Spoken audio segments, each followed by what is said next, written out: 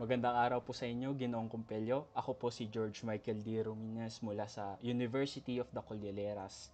Nais ko lamang po sanang magtanong kung maaari ko po kayong ma-interview tungkol sa inyong negosyong minamanage, lalo na po sa sistema na inyong ginagamit.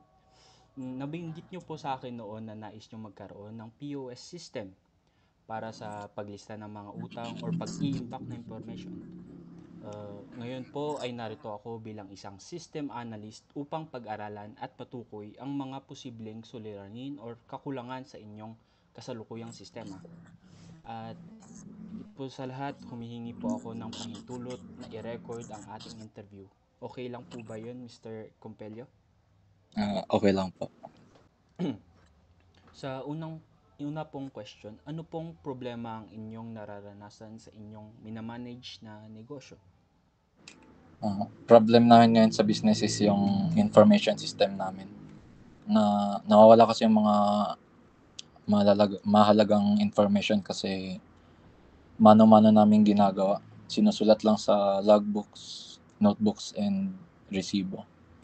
Minsan may mga cases na yung notebooks is nasisira kaya nahirapan kaming i-track yung mga information. Patagal nahirapan kaming i-track yung mga stocks. Kasi di na namin namamalayan na may ibang stock is overstock na tapos yung iba is ubos na. Bakit po nawawala ang mahalagang impormasyon? Yung infos kasi is hindi na baback up kasi wala kami masyadong structured system. Bakit hindi po ito nababack up? Kasi we've been using notebooks and logbooks kasi doon kami nag-start and parang yun ang nakasanayan namin. Bakit notebooks at logbooks pa rin ang gamit nyo sa pag-record? Nung una kasi nung nag-start pa yung business, parang inisip na namin na yung way na to is parang ito na yung optimal na gawin kasi madali lang gawin at hindi walang masyadong maintenance. Bakit mano-mano pa rin ang ginagawa nyong sistema na ginagamit? Uh, kasi parang mas nag-rely kami sa manual kasi yun na yung mas naging convenient sa amin. Bakit hindi pa kayo lumipat sa isang computer-based na sistema? Di pa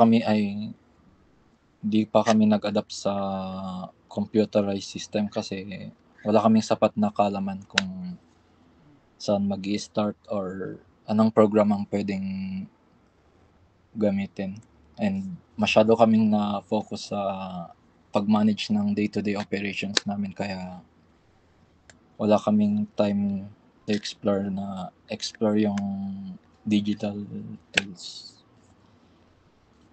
Okay po. Ayun lang po. Maraming salamat po sa inyong binigay na oras, Ginoong Kumpelyo. Maraming salamat po. Thank you. Thank, thank you.